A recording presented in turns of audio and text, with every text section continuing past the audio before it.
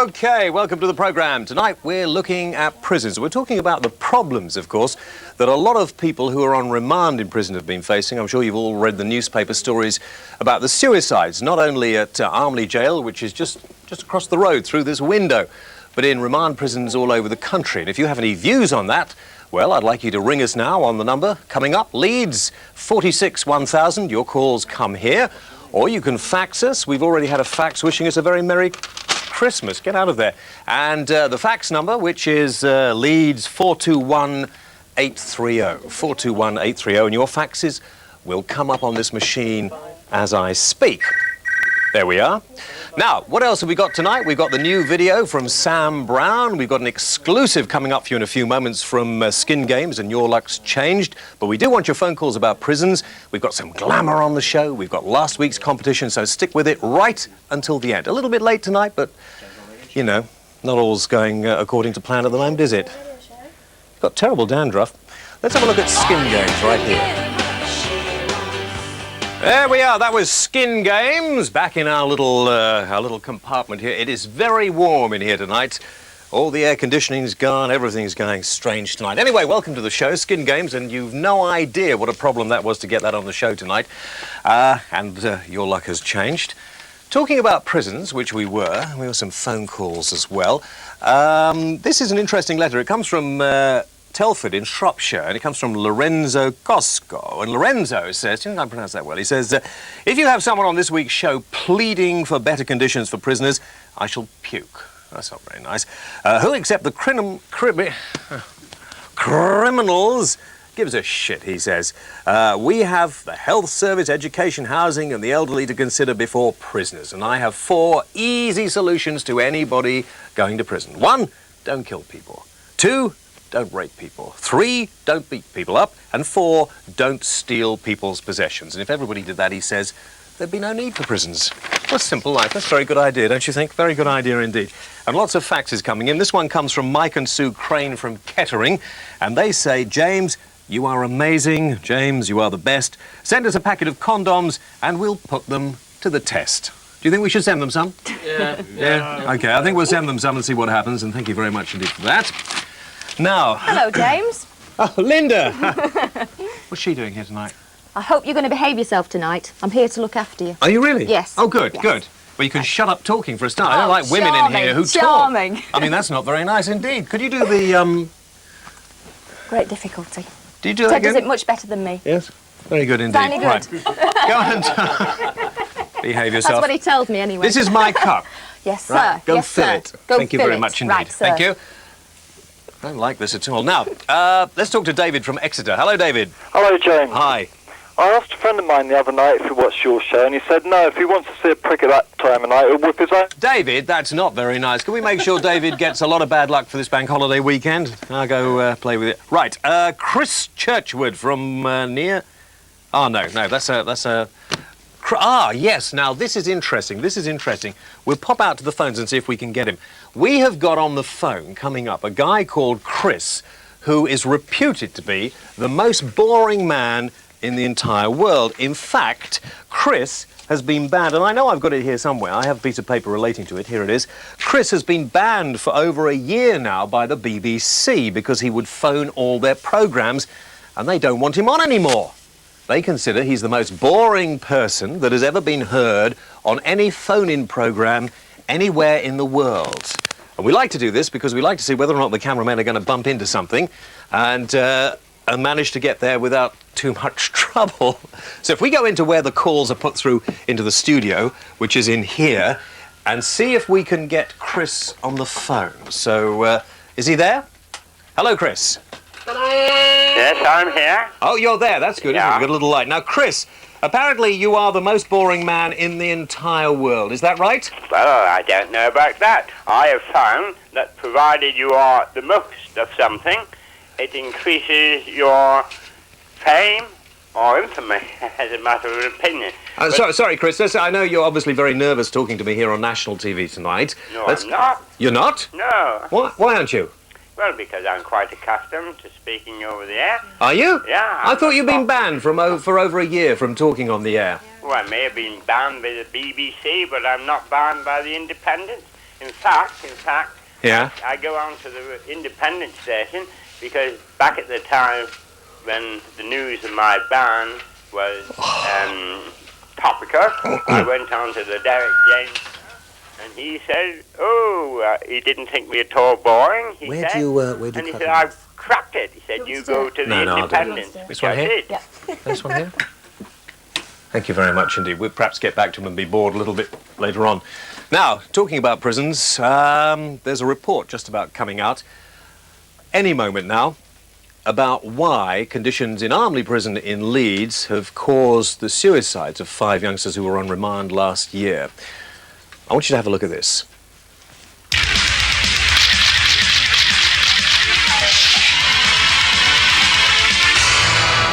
Whaley goes to town.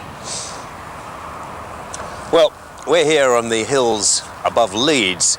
Behind us is Armley Jail. It's become quite notorious recently because since the beginning of this year, about 25 people have attempted suicide. A number have actually succeeded.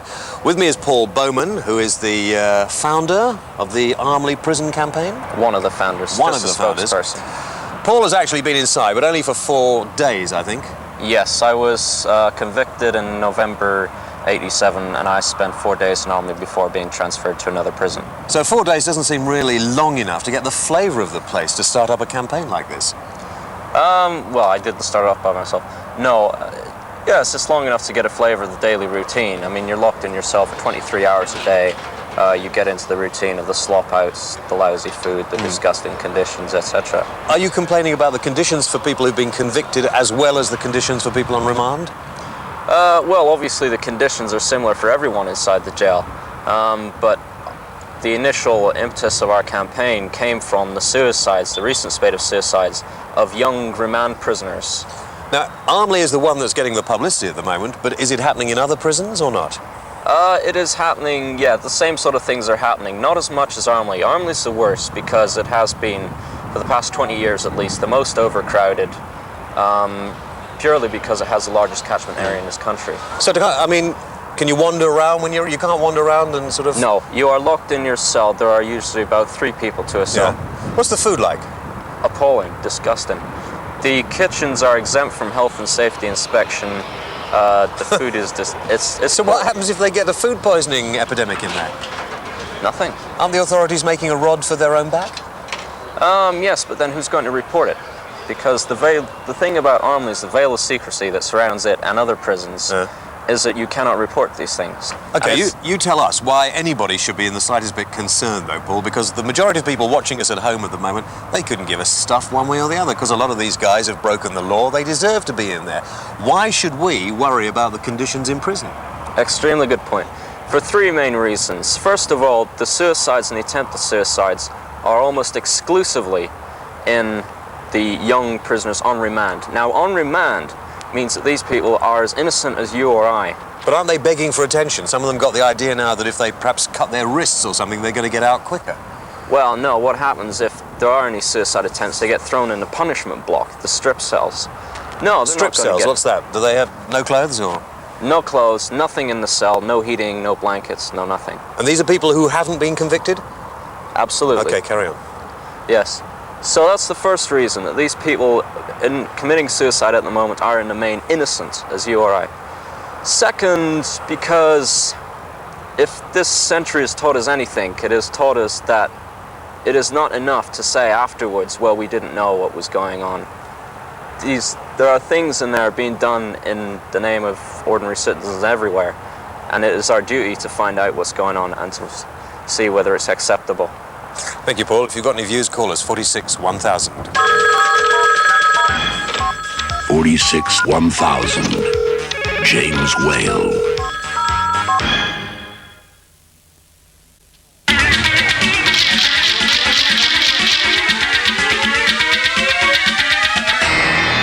Bailey goes to lunch. Is the food okay? Fine. Ah, good, good. Oh, you've caught us at it. Here we are indulging, well, my favourite fantasy, Indian cuisine.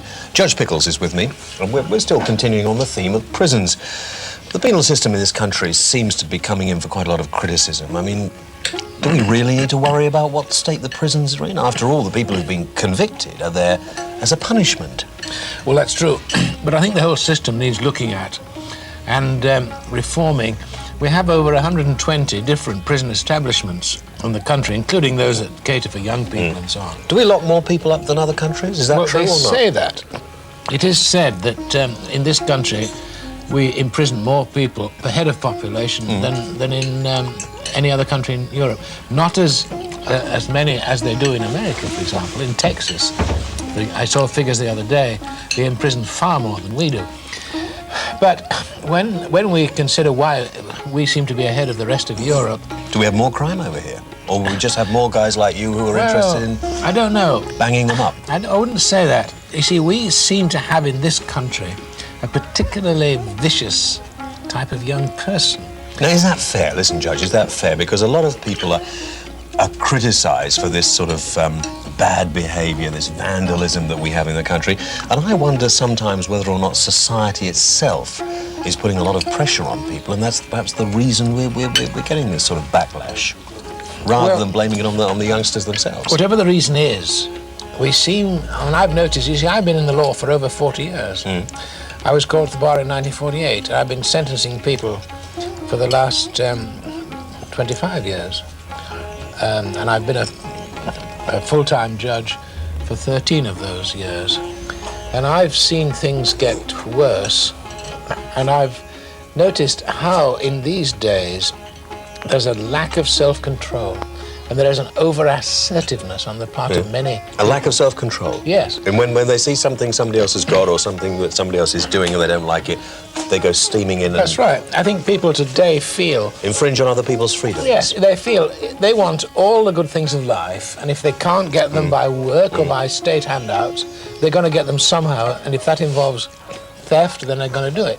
Well, what about the fact that we put a lot of people in prison and quite a lot go back for a second, third, fourth time? So obviously it's not working. I know. Well, there's a case for saying that non-custodial penalties should be tried, or non-custodial sentences should be tried in the cases of people for whom it may work, and we do that increasingly. But in your book, you're not very keen on parole, are you?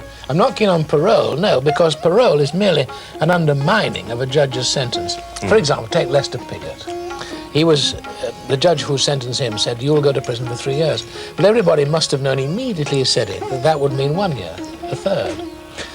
Well, if a man, if you know at the beginning that he's going to only do a year, why not tell him it'll be a year instead of 3? It's a kind of charade. It's an undermining of judges' powers and authority. Let me put you on the spot. I shouldn't do this to you. I don't mind.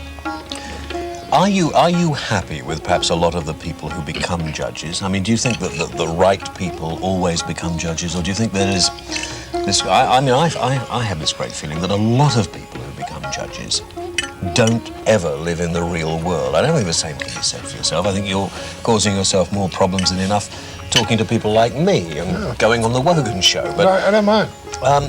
do the right people actually get into those positions to make the right decisions? Well, at the moment, of course, it's very difficult for working class people, if I may use that expression, to come to the bar and remain at the bar until the time when they would become judges at the age of about 50 or so. It's very difficult. The result is that judges in the main come from a very narrow section of society, namely the public school, Oxbridge section, the middle class section, very conservative. And very private people too. Yes, I mean, and you get judges who really haven't ever mixed with ordinary people. And I would like to see the whole thing opened out. Let's get back to this problem of prisons, though. I mean, if it was for judges not putting quite so many people in prisons and taking the pressure off the prison system, they may be able to improve it a lot quicker. I mean, don't you think there is a case for looking at maybe some not parole perhaps, but this tagging of certain prisoners? Well, some of these yes, I think we've got to look at alternatives. And I'm very keen, in appropriate cases, on the day centre approach, making a probation order for maybe 2 years with a condition that the defendant shall go for up to 60 days to a day centre where he is taught how to behave, how to deal with his problems, and how to go straight and so on. Can you actually say, when you're talking, when you're sitting up there on the bench, you're looking at some of these poor people that do, for one reason or another, find themselves in front of you?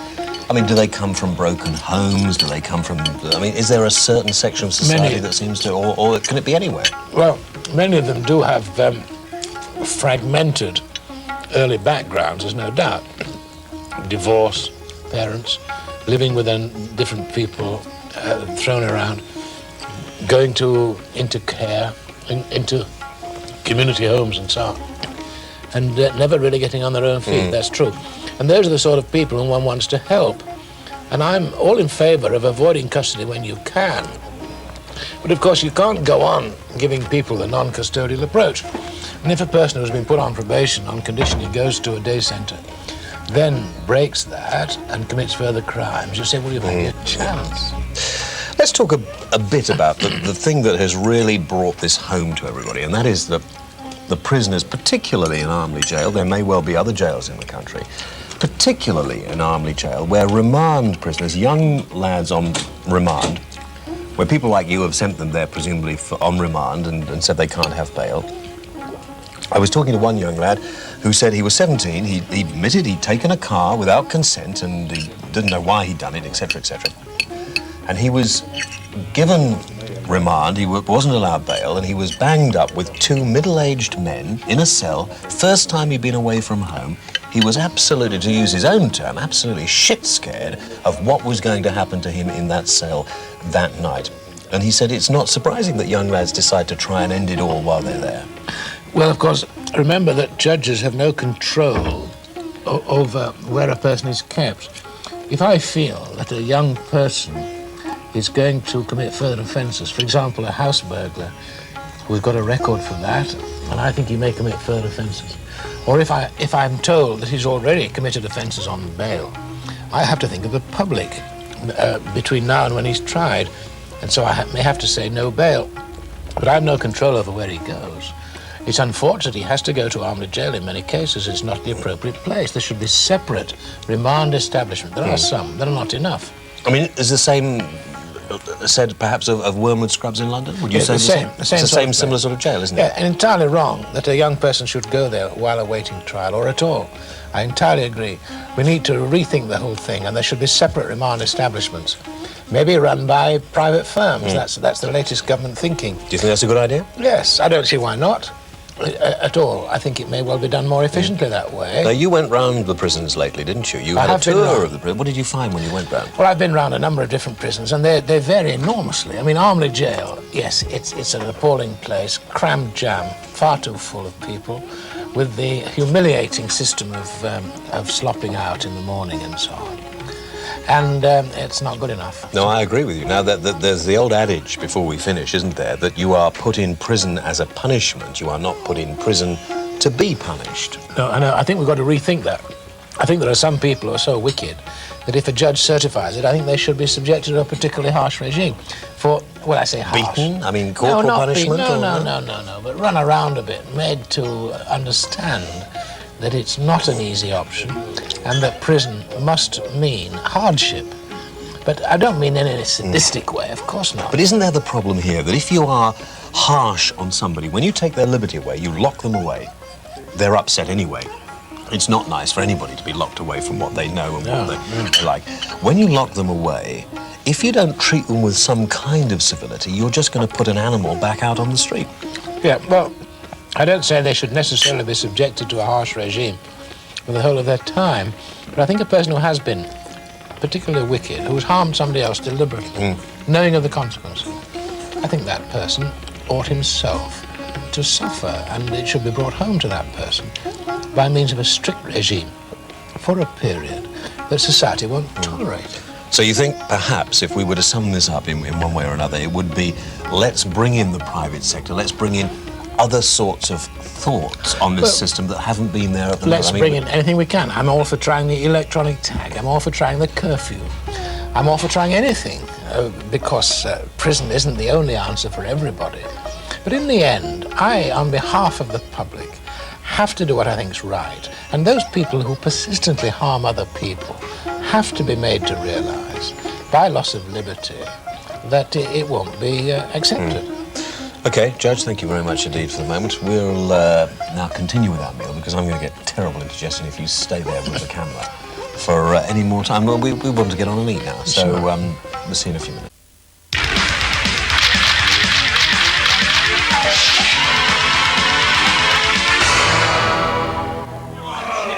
I can't. Oh, sorry. I couldn't quite get it up because it's stuck. I'm sorry about that. Welcome back to the show. Well, you may have some views on what Judge Pickles had to say over lunch. I don't like seeing people on television eat, do you? Next thing you know, we'll be seeing them going to the toilet as well. I mean, nobody wants to do that, do they?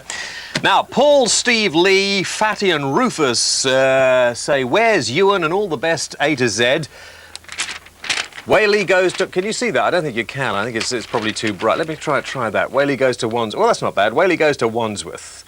Perhaps a name for a new series. Very good. Thank you for the faxes that are coming in. I was in a garage in Manchester a couple of days ago, and Duncan State said, please could you give me a mention, and I shall be in hospital on Friday night, and I'll try and watch from hospital, so I think he is. And John's 21st birthday, he's gone to Hong Kong, or going to Hong Kong on Tuesday. Have a good time. And we got one here from all the lads at RAF Henlow who are on duty tonight and watching the show as well. It's nice to see them. Give them a nice round of applause for watching. That's good, just to know there's somebody in here somewhere. Now, last week, what are you going to do? Yes, I've got some. Yes, you've got a few over there. We'll Yes, read I those have. out in a few moments. Good. Okay, I'll leave them there for Leave you. those over there. That's very nice indeed. Very nice. My earpiece is coming out now. Last week, we were talking about Sunday trading, and you may have seen that it's very much in the newspapers at the moment. In fact, Sunday trading limits attacked in court, and the future of Britain's Sunday trading laws is at stake. B&Q are going to the European Court. That's interesting. We had a lot of letters last week about that. Let me read you a few. First of all, Susan Ross from Edinburgh. Thank you for your letter, Susan. She says, I thought you were downright rude in the way you interviewed John Roberts. Talk about forcing your views on people. You did a good job of that. You have 6 days to shop, so why Sunday as well? Whether you're a Christian or not, the fact remains Britain is a Christian country, and I'd thank people like yourself to respect this. To you, Susan, and Annie Bassett. Of course, I put my views. It's my show, isn't it? Yeah, right. Annie Bassett of Blythe. I do get the feeling tonight, I'm very sorry about it, I'll just break off for a few minutes. I do get the feeling tonight that the repressive heat and a few of the gremlins is just keeping us a little down, fellas. So could we just, loosen it a little bit? Stop watching her in the corner as well. Let me get on with this. Annie Bassett of Blythe said, what a load of crap John Roberts spouted out on your programme last week. I would be interested to know how he would act if he were admitted to hospital. And we had quite a lot of letters in this same vein. Being a qualified nurse, I cannot refuse to work on Sundays. Quite right. Paul Kennedy from Cumbria says that gentleman you interviewed very aggressively explained very clearly about the Christian traditional laws of this country. Christendom has been eroded enormously, and if people continue in this vein, there will be natural disasters and disturbances in nature, the flooding of cities, towns and villages. How depressing, Paul. I thought that was happening already anyway. And finally, on Sunday trading, I've got to read you this one. It's quite interesting. It says, this is from from the Chester College of Law. Martin, Andy, Jerry and Bill wrote, God rested from his labours on the seventh day for one reason and one reason only. All the DIY stores were closed. Very good. Very good. OK. Now, Bill Dennison's on the phone. Bill. Hello, James. Hello, Bill. Thank you for coming on the programme tonight. Bill is actually the father of a boy who was murdered 2 years ago by a person with, I believe, 36 previous convictions. Yes, sir. 6 for carrying a knife, as it happens. And the person who, in fact, attacked and murdered my son, he'd been released from custody just 12 days before he attacked. After I'd found out, and after watching this person in court, his attitude as they read out how he sat in a restaurant and burnt bloodstains from his shirt with a cigarette and so on, and he sat there like a mere court observer, and when sentenced to life imprisonment, said to the judge, thank you, sir, and walked off as they just won the first prize. Bill, I mean, what obviously I had to ask develops a person like that. Yeah. And what had the authorities done that had handled him over his past 36 offences? What do you think, Bill? A little later on in the programme, I'm going to be talking to Jimmy Boyle, who's been in prison for... I approached the prison authorities. Can you hear me, Bill? And since then, I've been Obviously paying not. visits to a youth custody centre to try somehow and warn... OK, can we try... Bill, can you hear me? Yes, sir. You can hear me. Listen, Bill, obviously, this particular guy, do you think that he deserved to be put in prison? Do you think that the sort of person you're describing to me sounds like somebody who ought to be in a secure mental hospital? Well, he should have been treated, I think, whatever it is, he should have been detected earlier. Yeah. So you would blame that on the prison authorities? I blame it completely on the prison authorities. Bill, thank you very much indeed for your call. Now, the programme's going to be quite serious tonight. We're going to talk to Jimmy Boyle, well-known convicted murderer, who, of course, is out of prison, has written a number of books, and has changed his lifestyle and his way completely. We'll be talking to him a little bit later on. But before we do that, why do I keep putting the stuff I need right at the back over here? Michael J. Knighton sent us a video a couple of weeks ago called Pick My Nose, which was a big hit with everybody. And if you've done any sort of home videos in this vein and you'd like to send them to us at Whaley's Whalers at Yorkshire Television, we'd love to see them. This is his follow-up, and we all think it's very good here. It's called I Haven't Felt Myself All Day.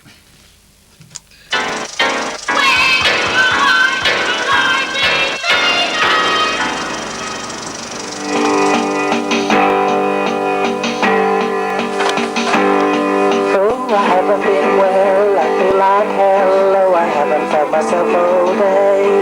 And I wasn't too swell last week as well, no, I haven't felt myself all day.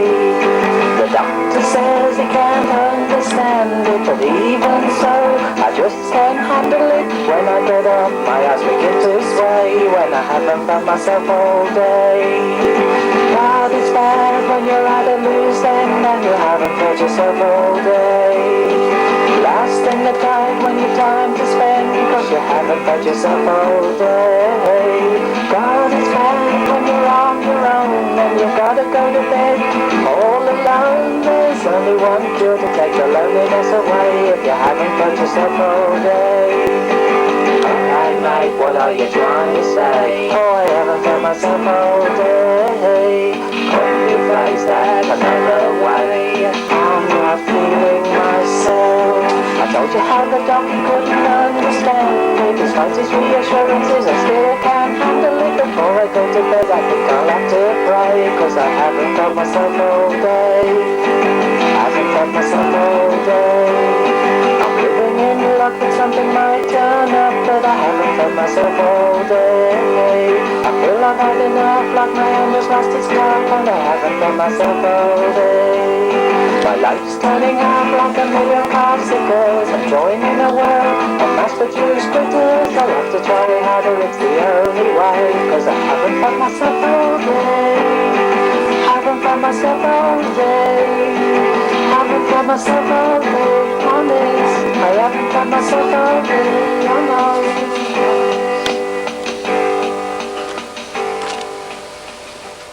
know. OK, well, you can't accuse us of not ringing the changes. I want to read you a little bit from the governor of Inverness Jail. He said this about Jimmy Boyle.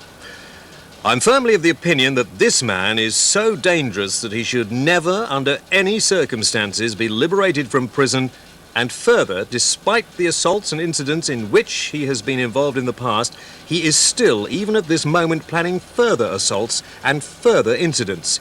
He is liable at any time, if given the slightest opportunity, to attack and kill anybody with whom he is liable to come in contact. This is Jimmy Boyle, who is standing beside me. This is atmospheric out here, Jimmy. I'm sorry. This is out. Sure. Fellini, our director, likes to do this. You were put in prison for life. How many years did you actually serve? Well, the last time I served 15, but from the age of 11 years till 38, I've only been out 12 months. You've only been out 12 months? So I could identify with that father that called you earlier, whose son was murdered. He was in and out, in and out, in and out, and almost shown a defiance to the system. And so, I mean, I really felt for him there because I understood, and I was probably like that kid. Did you? An earlier age, but it takes you to see behind that facade and what goes on behind it. You break into a million pieces. The thing that's going to upset a lot of people watching tonight is that you, as you say, have been in prison for a lot of your life to date, all right? Yeah. Convicted of murder. Yeah. Now, you say that you never committed those murders. Yeah. It's irrelevant. I mean, the fact is, I've done the time. I'm not going to whinge. I'm not going to get on my knees. Yeah. I've done the time for it. I'm saying I didn't do it. I know I didn't do it. There's the person who did do it who's openly says it, and you just got to get on with it, you know. And that's but you were, I mean, I hate to use the term really, well, I don't, I mean, it conjures up all sorts of things, but you were really a gangster. I was a gangster. I was very, very violent. I was involved in violence at a very heavy level. So I don't.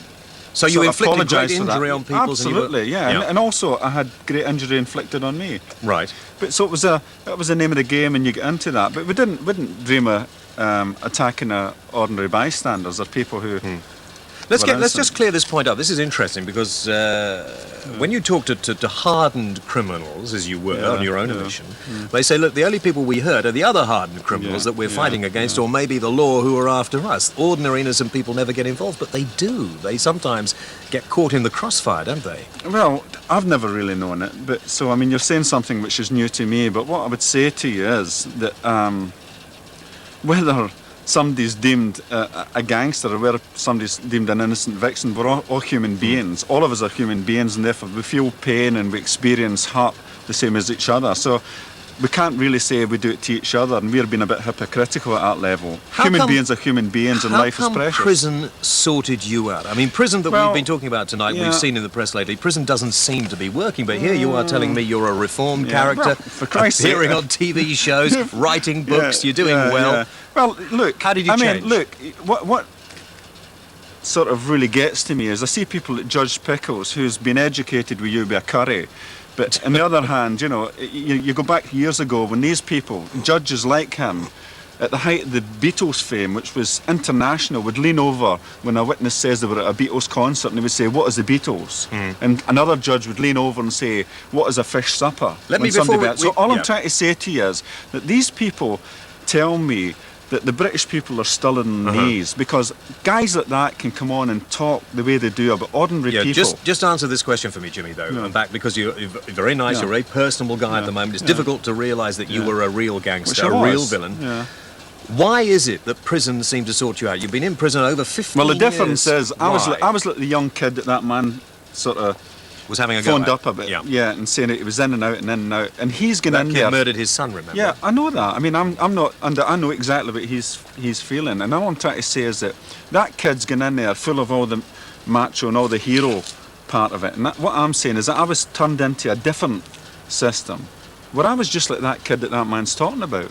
So I'm trying to use my experience to try and say, here's what it's about. I was put into a place which allowed me to look at my own behaviour, to become a bit more sensitive, to listen to people who had been assaulted and who had been murdered just like that man's son. So what you're saying is, if you treat people like human beings when they're inside, they are more likely to reform than if you treat them badly. Look, I was kept for 6.5 years in a cage, naked, 1 book a week.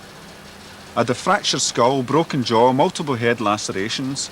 I was like an animal, and I just continued to act like an animal. But I was taken out of that in a magical way and put into a place which allowed me to develop skills as a writer. We'll talk some more in a moment. Let's go into the studio. We'll take a break. Back in a few minutes. Okay.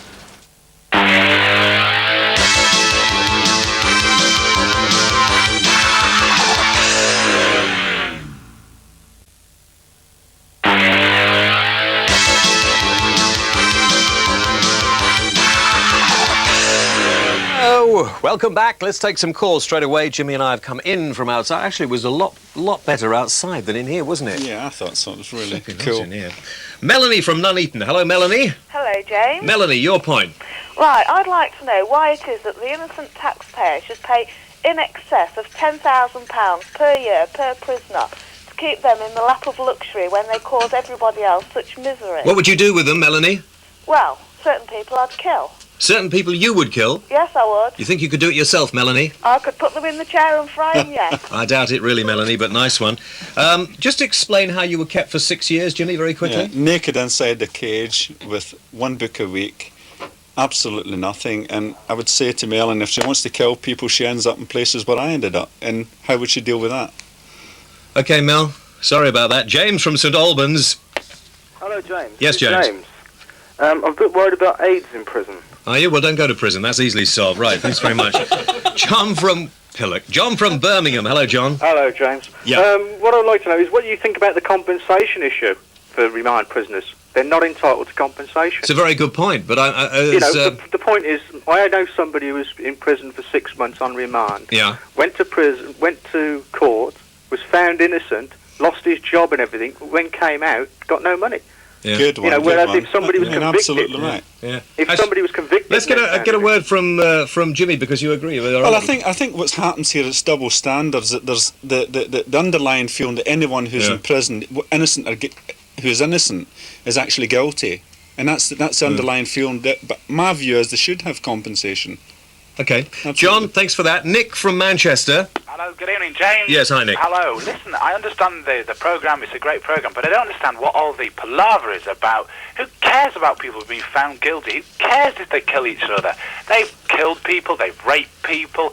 So many mothers must cry about the daughters they've lost. Who gives a damn about the people about how they're treated, whether they only get to slop out once every so many years? Who cares, James? I mean, hundreds of people must be sat at home, like me, didn't get through on the phone. Who cares, James? I'm sorry. Actually, funnily enough, Nick, I felt exactly the same way as you do. I thought, stuff this. Yeah. What about all those people in prison? They deserve to be there. They do. should be given the biggest kick they should get. But Jimmy will, of course, tell you the reason why he thinks this isn't right. Well, what I'm saying is that once it happens to your son, then you start worrying about it. And it's once it comes to your own doorstep.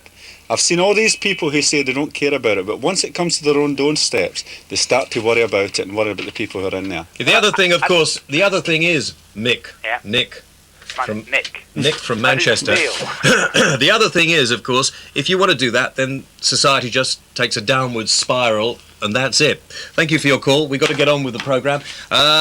Competition. Last week's competition. Where is it? Over here. Let me do that first of all. We've got a lovely little sting. You'll enjoy this. Watch this.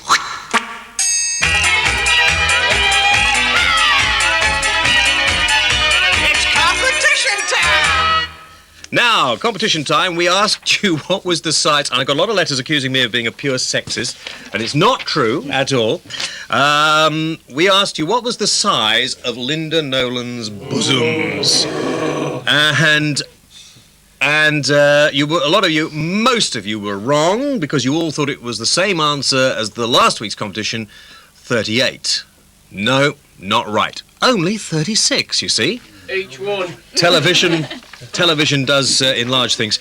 Jackie in Selby wrote to us, by the way, on the subject of the competition, says, guess the size of the big tit competition. Well, James, I'd say that you are about 5'8". Most amusing. And Frank Theobald in London East 2 reckons that Linda Nolan's chest size approximately 2¼ kilos each. And the Ilford Soul brothers just have a one-word answer. Enormous. Thank you very much. I like that. We're sending the T-shirt. Where's the T-shirt? Throw us over the T-shirt. Come on, bring the T-shirt on. Paul Sanders from Devon, from Tiverton Road. What do you think that is? What would you read that as? What would you say that was? Culperton. Yes, in Devon. Hold on to that. They're the winners. Thank you very much indeed. And they win that. Right, okay. Now, where am I up to? Can somebody tell me where I'm up to? Who wants to... I've got an important message here. Some more? What, you got there some... we go. And it's What's that? pronounced Hooer. Well, you read it. Right. You read it. We've got Rachel Van Hooer. Yes. And she's 18 today, and Yeah. she's a real fan. Good. Where does she come from? She comes from Holland. So we got viewers in Holland as well? Yes. Oh, that's very good, isn't it? And she Yes. hopes your foot's better. What did you do to your foot? Never mind about that. Take that away and go and behave yourself. Can we have a few calls? If you go and find me a few calls, and we will talk to them in a few moments, so I can have a few calls. That's very nice. Jimmy, what were conditions like? You told us about the room that you were in for 6 years naked. I can't believe you were naked the whole time in a room for 6 years. Yeah. But doesn't that do your brain in or not? Well, you become animalised in a sense. Yeah. So it is really quite. You get used to it. You get used to anything. You know, that's what happened in the concentration camps. I shall be interested to see some of the letters about you from next week's show, and the address to write to, by the way, if you'd like to give us your views on this or any other subject, coming up on the screen. Now, Wales Mail, care of Yorkshire Television, the Television Centre, Leeds LS31JS.